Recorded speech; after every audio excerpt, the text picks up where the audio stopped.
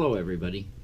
This is the first lecture we're going to have this semester, and before we get started on some of the content I'd like to cover today, I'd like to mention just a couple things about the class itself. So I have a PowerPoint here for you today on video. When I return from South Africa, we'll have PowerPoints for most of our lectures, and they will follow a similar format to this. I try to keep these in outline format for a couple different reasons. One, it should help you organize the concepts into hopefully smaller bite-sized portions that might make it easier to study. And two, it helps me sort of stay on track with what I want to cover in the class and keeps me from wandering off and talking about every little thing that comes to mind. So these PowerPoints will be fairly detailed in outline form. I encourage all of you to simply write these down into your notebook. As I talked about the first day of class, the simple act of writing down things that you hear and see has been shown through research to help with retention. And all I really care about in this class is that you understand the material we go through to the point where it can help you in your life beyond college. I will try to make the topics and concepts that we go through in class relevant to hopefully your everyday lives. And I hope as you go on, graduate, buy a home someday, have jobs, that some of the things we talk about in this class will come back to you. So again, my only real goal is for you to be able to learn and then also retain the information that we go through in this class. This is a pretty broad topic, environmental earth science. It covers a lot of different areas, and there's going to be quite a bit of information in this class. It will definitely challenge your abilities. So again, by writing down these notes, and I will try to go slow through these, at least with the video you have a chance to stop and catch up if I do go a little fast. But when I return and we do this in class, make sure that I'm going at a pace where you can not only write but also think about the information that we're talking about. So if I start to go too fast in class, just raise your hand. I have no problem slowing down. I really don't care how much material we go through this semester. I just want to make sure that what we go through you're able to understand and retain into the future. So I know a lot of you took this environmental earth science course as a lab science requirement. I know that you probably don't have any desire to be a geologist someday, and you may not have a desire to work in the environment someday, but you were looking for a lab science course, and you saw physics and that didn't appeal to you, and you saw chemistry and that maybe didn't appeal to you, but you saw this environmental earth science. Maybe it looked different, maybe it looked just interesting, maybe it looked easier. I'm not sure what your reasoning was for taking this course. One thing I can tell you though, and I hope this isn't a big disappointment to you, but if you took this course to avoid chemistry and physics, you're going to be in for a bit of a shock, because really all geology, and especially this branch of geology called environmental earth science, all it really is chemistry and physics applied to the Earth's environment. So this first chapter on earth science basics is going to go through a lot of that information on basic physics and chemistry principles applied to the Earth. We're going to come back to these in pretty much every chapter we talk about this semester. So concepts like heat, pressure, gravity, magnetism, these are things that are going to show up again and again. So what I'm going to do today is go through this in as much detail as I think you need to know to understand the rest of the topics that we'll talk about the rest of the semester. So let's just get started. Okay, probably the one earth science topic that we will talk about the most is a basic physics concept that has to do with heat. Temperature is a measurement of heat, and the thing that I would like you to remember is that as temperature increases in response to the heat increasing, atoms in a system vibrate more rapidly. That's all I really want you to remember from this. As the heat and temperature go up, atomic vibration goes up as well. And maybe the easiest way to think about this is to think about putting some liquid water in a pot on the stove and turning up the temperature. What's happening to those little water molecules is, as we add heat in from the stovetop, those molecules start vibrating more rapidly as the water heats up. Eventually, they'll heat to a point where they're vibrating so quickly that they start breaking the bonds that are holding them together as a liquid. And at this point, we have what's called a change of state, where a liquid, in this case, becomes a gas as the temperature increases. We add more heat to the system, molecules vibrate more rapidly. Eventually they vibrate so rapidly that they're not able to remain in contact with one another. They go zooming around the room or whatever other place they're in, and they move very rapidly as a gas. If you keep increasing the temperature on the gas, those little gas molecules will start moving at an ever quicker rate. And you can think about this in reverse too. If you take heat away from a system and lower the temperature, atomic vibration will slow down. Gases will slow down their vibrations, ultimately to a point where they can change their state to a liquid. Keep removing that heat, and eventually there'll be limited molecular vibration so that all of those water molecules can then fuse or bond together, become a solid. If we keep removing heat all the way down to where heat doesn't exist in the system, that's a point called absolute zero. It's not something that you can really find out in nature. Even in the darkest recesses of space, there's just a little tiny bit of heat. So this absolute zero is kind of a theoretical place that we can talk about, where all atomic movement ceases because all heat is eliminated from a system. So again, simply, as heat and temperature increases, atoms vibrate more rapidly. Pressure is another concept that we'll talk a lot about in this class. It's a big concept in geology because we talk about what happens beneath a planet like the Earth's surface. Simply put, as you increase the pressure on atoms, they are forced to pack together more closely. Take an example. If you have something like a gas where the molecules are zooming around the room, there's lots of space between them, and you gradually squeeze them together, you can actually force them to come in close enough contact that they will turn into a liquid. So they will change state from a gas to a liquid just because of increasing the pressure. You don't even have to change the temperature. Liquid, if you squish it more, you can even create a solid from it. If you squish things enough, you don't give the molecules and atoms any ability to move at all. So they're kind of forced in place. It's a bit like a clown car.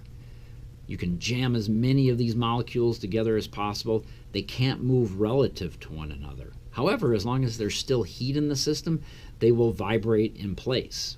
They'll wiggle around just as you might wiggle around if you were squished in a clown car, but they can't move relative to one another. So again, increase the heat and temperature, atomic movement goes up. Increase the pressure, and you force these atoms to pack together more closely. A third concept that will show up in a lot of our chapters this semester is gravity. Most of you think of gravity as the force that holds you to the earth, but it's actually much, much more. The actual definition of gravity is it's a force of attraction between things that have mass. So think about this for a minute. Anything that has mass has gravity. Do you have mass? Sure. So you have gravity. Think about sitting in a classroom with all of your friends, okay? All of those people have mass. Believe it or not, you are attracted to every single person in that room because you have mass and they have mass. Now that doesn't mean that you're going to be moving slowly towards people with mass in the room. You will actually be the most attracted to the most massive object that's closest to you. And as it turns out, the most massive object that's closest to you is the Earth itself. So you are most likely to be planted towards the Earth because it has the greatest mass. But think about this for a minute, too. Which has more mass, the Earth or the Sun?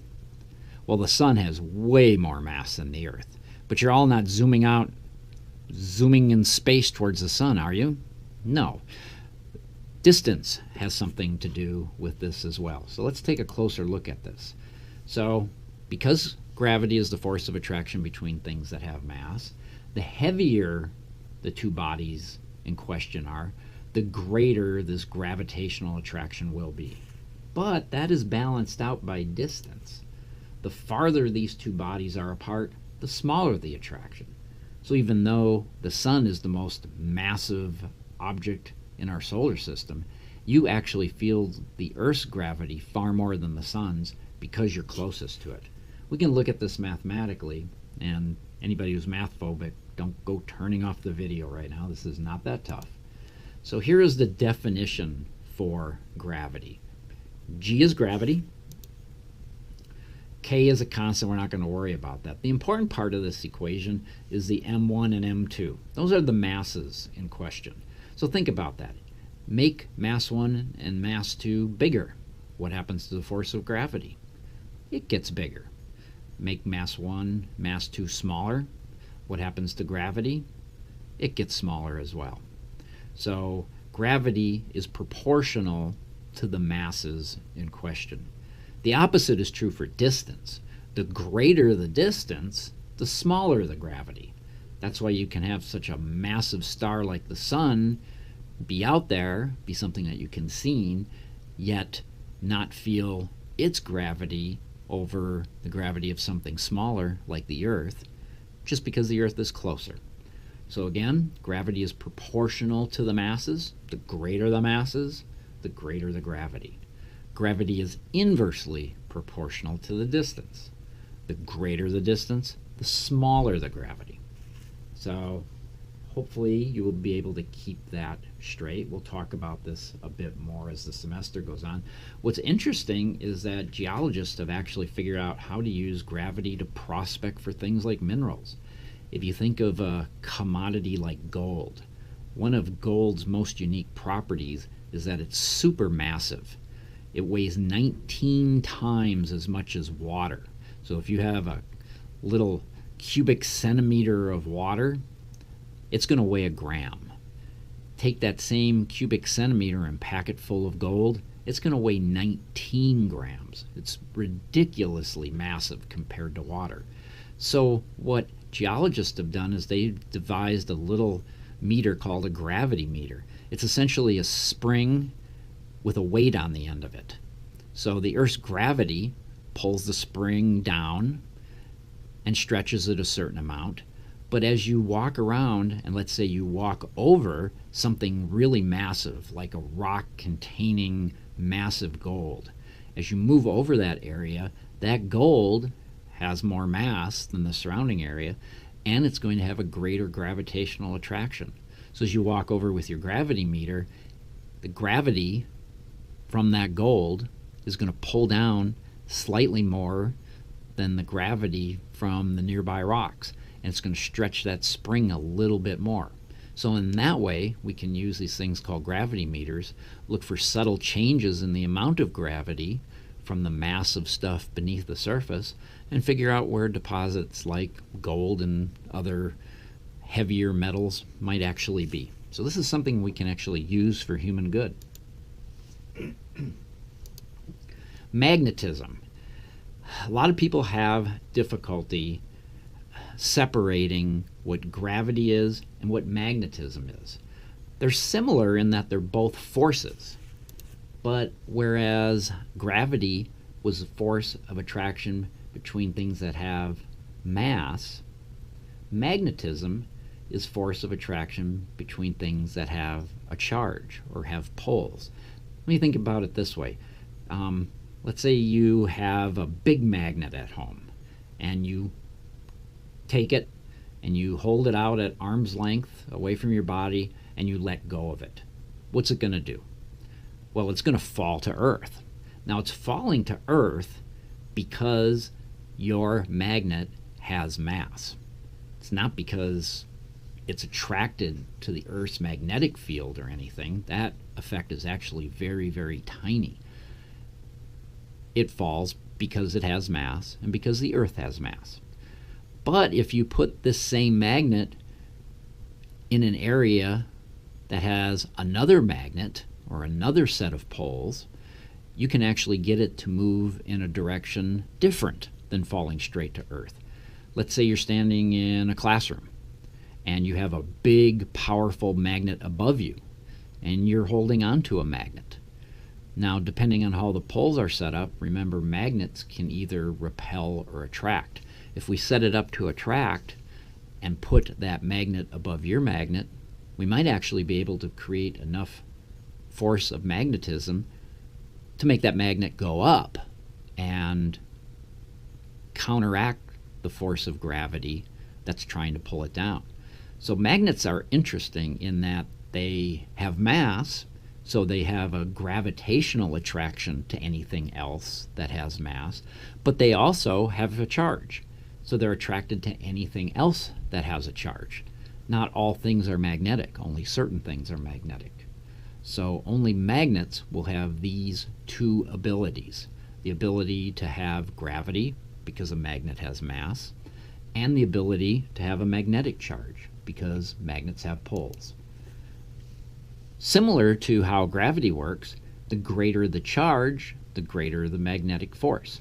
So you turn up the charge and you turn up the ability of your magnet to attract other things that have a charge. And as with gravity, the farther two bodies apart, the smaller the attraction. So if your magnets are really far apart, you might not feel the attraction that that other magnet actually has. Okay, so hopefully you can keep those two things straight. If you have questions about it, again, write the questions down, ask me when we return. So again, quick review. We talked about heat. Heat causes atoms to move more quickly. That's all I want you to remember. Pressure. Pressure causes atoms to pack together more tightly. That's all I want you to remember. Gravity is the force of attraction between things that have mass. You have mass, everything has mass. So everything has gravity. Bigger things have more gravity than other things. Close things have more gravity than far things. And finally, magnetism. Magnetism is the force of attraction between things that have a charge. The greater the charge, the greater the magnetism. The greater the distance between your magnets, the smaller the magnetism. If you can keep those things straight, you will have no problem understanding most of the rest of the chapters that we will go through this semester. Okay, we're going to move on and talk about the Earth itself. So I'd like you to do a little assignment on your own in your notebook. Imagine that you could cut the Earth in half, just like you would an apple. What do you think the inside of the Earth would look like? So I want you to sort of draw a circle, and the outside of that circle would be the surface of the Earth. And then tell me what's inside the Earth. What's down there? If you drilled down or dug down, what would you find? So label what the inside of the Earth is. If there are different things down there, label them. You may have heard of a concept in geology called plate tectonics. It's something we're going to talk about here shortly. If you know what that is, draw where these tectonic plates exist on your drawing of the Earth. Also, I'd like you to draw a volcano on the surface of your Earth and show me where the magma that makes that volcano erupt comes from. So just take a minute, draw what the inside of the Earth looks like, show me where a tectonic plate or tectonic plates might exist, draw a volcano, and show me where the magma comes from. And then once you're done with that, and you can stop the video and actually do this, and I do want you to do this. Our act of actually doing this, I think, will help you think about these concepts a little more clearly. So go ahead and stop the video and do this. And once you're done drawing the Earth, I want you to think about two questions, and you can jot down the answers in your notebook. Why do you believe your picture is true? And where did your ideas come from? Where did this information come from that you built this concept. Scientists sometimes call these mental models or just models. Where does your model of the Earth come from? Was it something that you learned in school? Was it something you saw in a video or in a book? Was it something that you pieced together through your own experiences? I had this interesting talk with a woman who was a student at Harvard University. This was about 10 years ago. And we were interviewing her about her ideas from the Earth. She wasn't a geologist. She was just a very smart student. I think she was an economics student. And we asked her, what's it like inside the Earth? And she said, well, I think there's ice inside the Earth. I think the center of the Earth has ice. And as it turns out, something we'll talk about, that's exactly the opposite of what actually is occurring. As you go down into the Earth, it gets hotter. And I think the tendency might be to, as a trained geologist, you might chuckle at an answer like that that's so opposite. But what I learned from her is that she had a very valid reason for thinking that way. And I asked her, I said, well, why do you believe the inside of the Earth is made of ice? And she said, well, I was with my mom in northern Arizona, and we went into a cave, and the farther we went into the cave, the colder it got. So here's somebody who actually went out, took her own data, through her own experiences, came up with a model for the inside of the Earth that made sense to her. Now, as it turns out, it wasn't true, but it was the exact type of thinking that scientists really like to see. Gather evidence and then develop ideas based on that evidence. Now, if she would have been able to go down further and further and further into the Earth, she would have found out that it actually starts getting warmer and warmer. And had she had that information, she would have come up with a completely different model. So think about where your picture comes from and where these ideas come from. And then what we'll do is we'll try to either build upon those concepts that you have already about the Earth, or we may have to eliminate some misconceptions that you may have about the inside of the Earth along the way, such as this woman from Harvard did. She had some misconceptions about what went on inside of the Earth from her own experiences. So we will talk about some additional information that will hopefully help you put this all together. Now, hopefully your ideas are a little better than this one. I found this one on the internet. We have heaven there in the center of the Earth, and actually this is pretty amazing. Somebody actually measured how big heaven is. It's 600 miles in diameter. I thought that was kind of interesting. There's an inner Earth and a North Polar opening. I don't know exactly where this person came up with their model of the Earth, but it's not the scientifically held model. Now, what's interesting is I'm going to show you what scientists think the inside of the Earth looks like. And what I'll tell you from the outset is that scientists have never been to the center of the Earth. In fact, we've only drilled down a couple tens of miles. We have never even drilled to the first layer below the Earth's crust, which is called the mantle. We've never been there. We've never been able to drill that deep. So here's this Earth, this huge planet, and we think we know a lot about it. But as it turns out, all of our information about the inside of the Earth comes from us indirectly, because none of us have ever been there. It's kind of interesting, though, that even though we've never drilled into the mantle of the Earth, I actually have a piece of the mantle in my office. In fact, it's sitting about 3 feet away from me right now. Yes, I have a nice piece of mantle, Earth's mantle, sitting right here. As it turns out, it was brought up to the Earth's surface in a volcano. So that's one of the little bits of information that we have about what goes on inside the Earth, is through things like volcanoes. But there are other sources of information as well, and we'll get to that as the semester goes on. So let's move on and continue on with some of our basic physics and chemistry concepts. Buoyancy. Buoyancy is something we will talk about a lot. if I ask you to give me an example of buoyancy, I think most people would say, well, if you put oil and water together, oil sits on top of water because it's less dense. And that's what buoyancy is. It's a state where less dense materials rise to the top of a system. Oil sits on top of water. It also works that way for gases. Cold air is more dense than warm air, and therefore warm air rises. That's the origin of our winds. Sun heats up the air, that heated air rises. Cold air is denser, so the cold air way up in the atmosphere will sink towards the Earth's surface. So some places we have rising air, some places we have sinking air, and we have these little circulation cells in our atmosphere that moves air around and creates our wind. What I think people might have a much more difficult time with is that this actually works for solids as well. It works for rocks. One thing we're going to talk about in a minute is this idea of plate tectonics. This idea says that the Earth's crust is broken into a couple of dozen puzzle piece-like plates that move around relative to one another. Some of these plates consist of what we call continental rock. Continental rock is lower in density than the other kind of rock, which is ocean crust.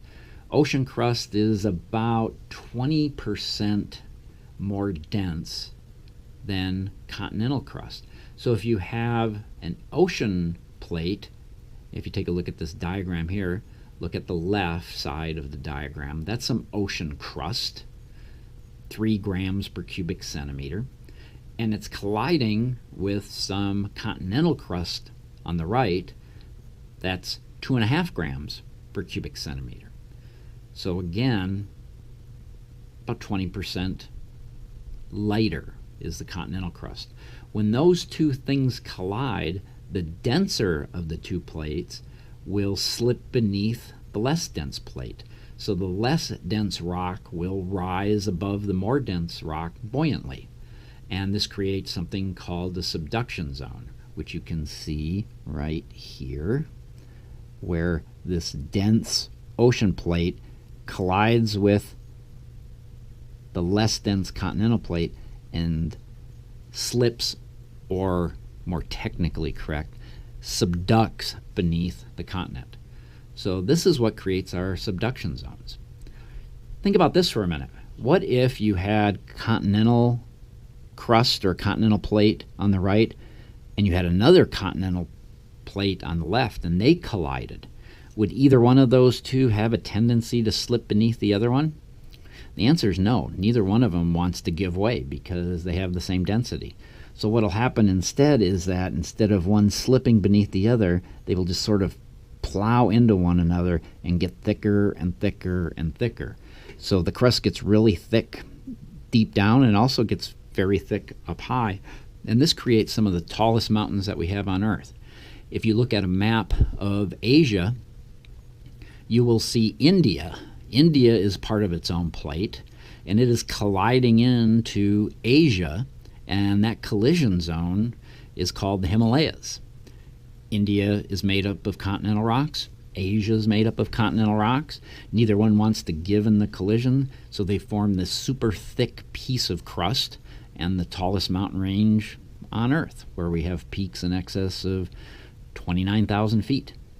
So again, buoyancy. Less dense materials rise to the top of a system. Here's a little diagram kind of showing this in motion. You have the ocean crust on the left, about 3 grams per cubic centimeter. You have continental crust on the right, about 2.5 grams per cubic centimeter. When they come together, the denser plate subducts, and a lot of times the subduction creates a lot of friction. These rocks sometimes contain water. That water can lower the melting point of the material down deep, and the combination of the lower melting point and the friction will create melting of the rock. This melted rock is hotter than its surroundings. Remember, hotter materials, atoms vibrate more rapidly. When they vibrate more rapidly, they take up more space. they're less dense, so that magma will rise buoyantly towards the surface. And eventually, if it makes it to the surface, it will erupt through volcanoes. So take a look at this diagram. Where is the magma originating? You can see it originates right at the top of the mantle, right beneath the continental crust. And in your earlier drawing, you may have put magma coming from much deeper in the earth. As it turns out, it only comes from slightly beneath the surface. In the ocean, it may originate 5 or 6 miles beneath the surface. In continents, this is probably more like 30 miles. Either way, that's very near the Earth's surface when you compare it to the overall size of the Earth itself. Here's that example I told you about earlier, where we have 2 continental plates colliding into one another. Neither one wants to give way. And what you do is you get a super thick area of crust that forms and some very tall mountain ranges. Okay, what does the inside of the Earth look like? And this is something we can now sort of compare to what you drew earlier, and we can see what things you may have had scientifically right and some things that may not conform with the best scientific model we have out there. Well, the Earth is divided into several different zones. At the very, very center of the Earth is what we call the inner core.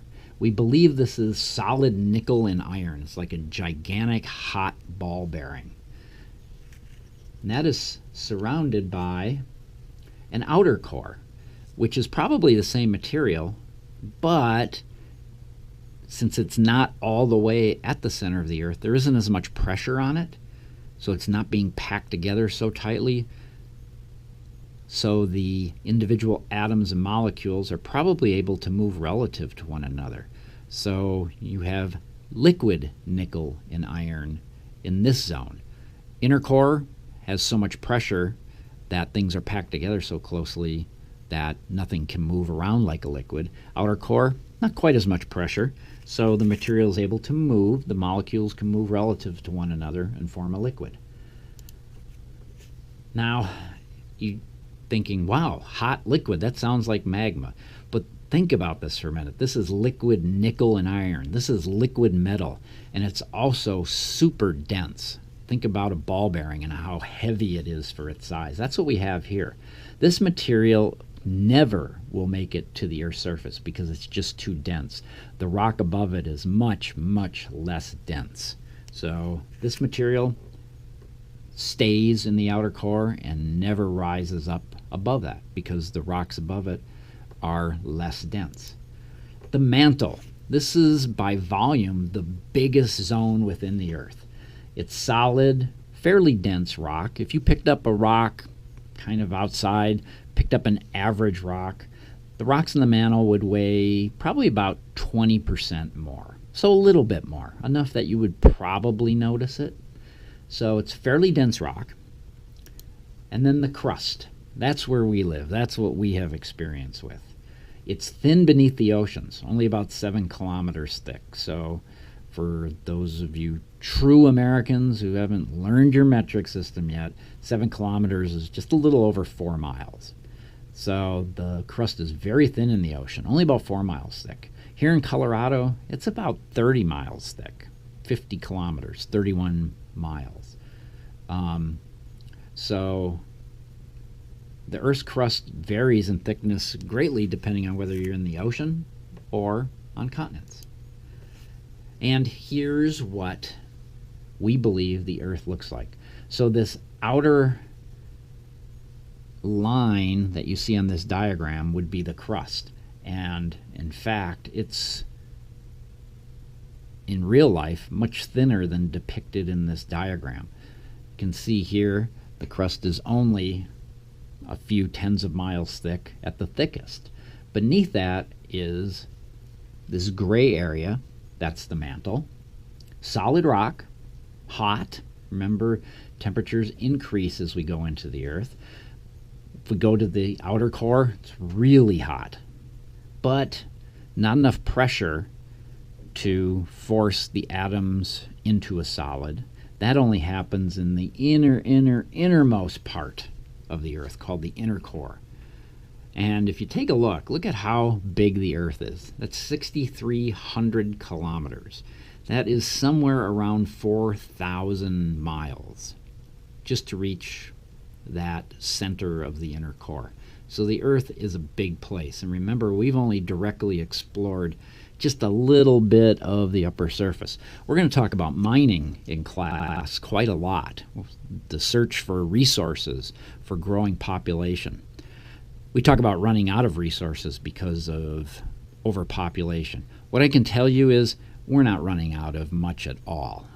The Earth is a huge place. Our deepest mine is only about 2 miles deep. So remember, if that's 30 miles, we're only just down a little tiny bit. And one of those mines is actually up in South Dakota. I've been to the bottom of it, the Homestake Gold Mine. I've been down to the 10,000 foot level. That's 10,000 feet beneath the surface, about 2 miles. A lot of gold down there, but it was also 124 degrees and no air movement, so it was completely miserable to work in. In fact, it was impossible for humans to work any deeper.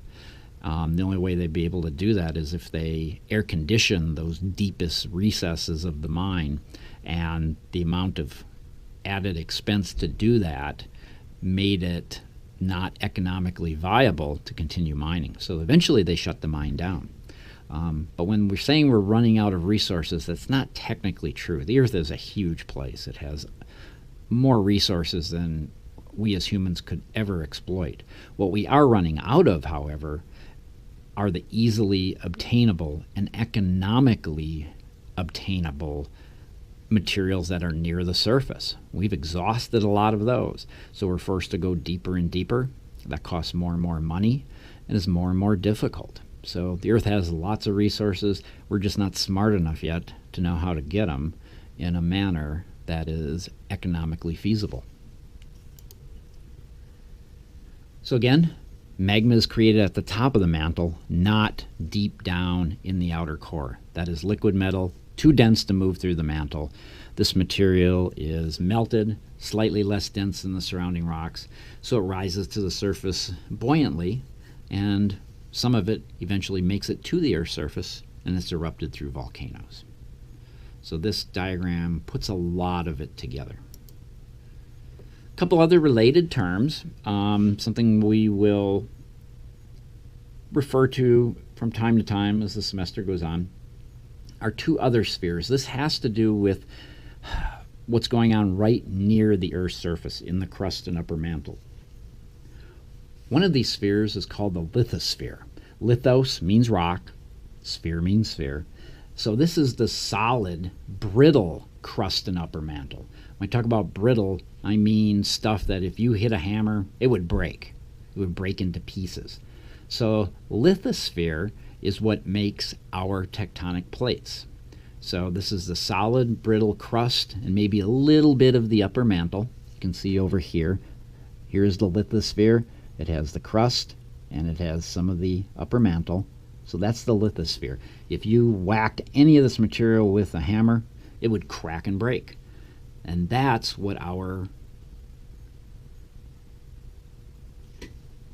plates are made out of. The asthenosphere is the material that's beneath the lithosphere. And it's still solid rock, but if you hit this with a hammer, it would dent. It behaves plastically rather than brittly. It's deformable. And because it's deformable, it shifts and moves and allows these rigid, brittle plates above to move around over the top of it. So this is what allows plate tectonics to happen. It's this change in behavior from brittle material up here to plastic material down here. Plastic is deformable. Brittle material, if you stress it enough, it simply breaks into pieces.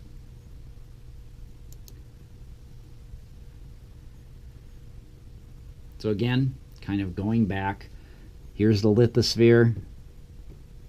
Magma that creates volcanoes comes from the base of the lithosphere or the top of the asthenosphere. It's less dense, so it rises up towards the surface. And notice one thing else is that in this diagram, notice how a lot of the magma doesn't make it to the surface. That's actually true. It's estimated that only about 10% of the magma that's produced on Earth actually makes it to the surface. Most of it rises up away and then stops and cools and eventually becomes solid rock. Okay, let's talk about plate tectonics for a few minutes. This is the idea, and it's a pretty recent idea. It had origins back in the early 1900s. The guy who originally proposed it was kind of laughed out of science by other geologists. Turns out he was more right than he was wrong. He didn't have it all right. He had a lot of it right, but he had a few problems with his ideas. It wasn't until the 1950s, and we got some information about what was going on the seafloor, that allowed us to revisit his ideas and come up with this theory of plate tectonics. And this is one of the main ideas in geology that kind of unifies the whole science. What it says is that the Earth's lithosphere, crust and upper mantle, is broken into 20 to 25 different plates, and they move around relative to one another. You have areas where plates are moving apart. These are called divergent boundaries. And you can see in this diagram here, you have, let's say, a piece of continental plate, and it starts to stretch apart and break. What'll happen is those breaks will allow magma from below to come up to the surface. That magma is pretty dense. It's the kind of magma that you find in the ocean floor. And with continued spreading and continued volcanic eruptions, you take what used to be a continent and you create two continents that are now spread apart, separated by a big ocean basin. This is kind of what's happening out in the Atlantic Ocean. If you get a chance, take a look at a map, and you'll see that we have the Atlantic Ocean, and right down the middle of it is one of these ridges where we have lots of volcanic material. If you look at the Americas, you'll see that it matches up like a puzzle with Europe and Africa. All of those used to be together. About, I guess I'm thinking now, about 160 million years ago, those were all squished together. Since that time, they've moved apart, and an ocean was created in between. So that's a divergent boundary, also called spreading centers or mid-ocean ridges. Convergent boundaries exist because we have divergent boundaries. If you have places that are moving apart, and if the Earth isn't growing, which it's not, then you have to have other areas where plates are coming together. And when that happens, you get what's called a convergent boundary. The denser plate will descend or subduct beneath the less dense plate. As you see here, ocean plates are denser than continental plates, so the ocean crust subducts beneath the continental crust.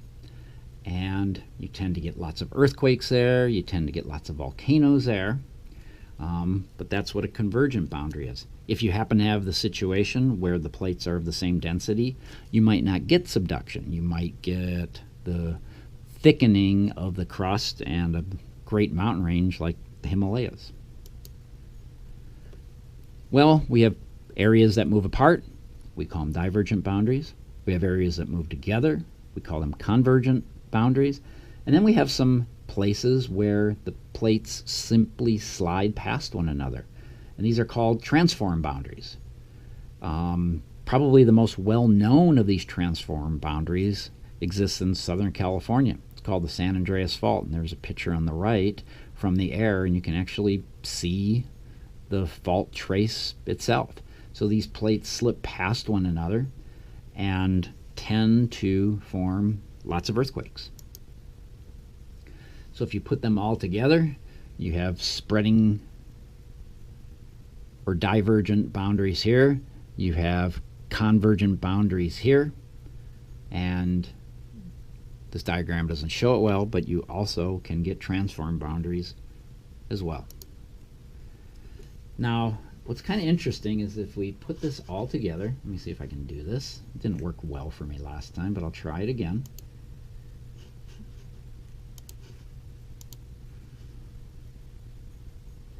Okay, so what's interesting about tectonic plates is that when you look at the Earth, it's not really all that clear where are the plates.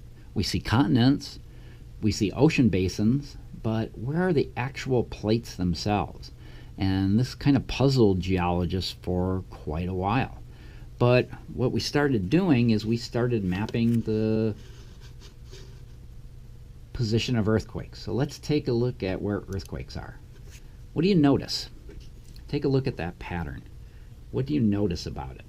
Well, one thing you should notice is that there's different amount of earthquakes in different places. Some areas have lots of earthquakes. Check out the area on the west coast of the Americas. And then that extends down the Aleutian chain and then along the eastern part of Asia. Sometimes this is referred to as the Ring of Fire because, as it turns out, we also have lots of volcanoes there as well. It's kind of interesting. You seem to find volcanoes everywhere that you have earthquakes, but not all earthquake bands have lots of volcanoes. Take a look right here. Here's lots of earthquakes, but not many active volcanoes.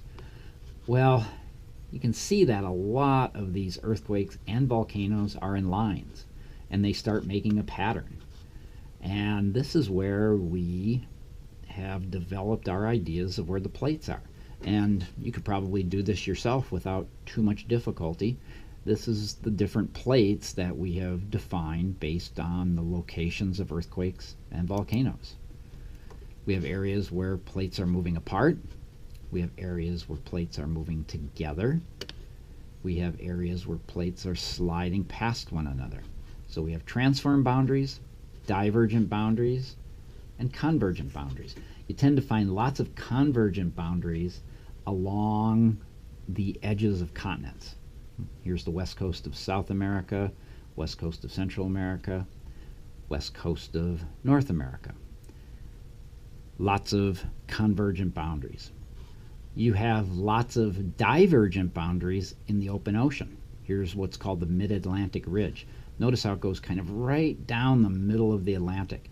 And if you were able to put this back together, notice how this part of Africa would fit rather perfectly right into this part of North America, and how South America meshes together rather well with Africa.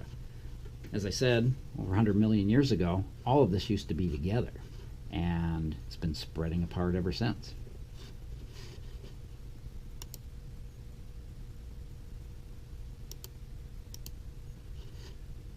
Okay, I think we will stop here, and the next lecture we'll pick up at this point.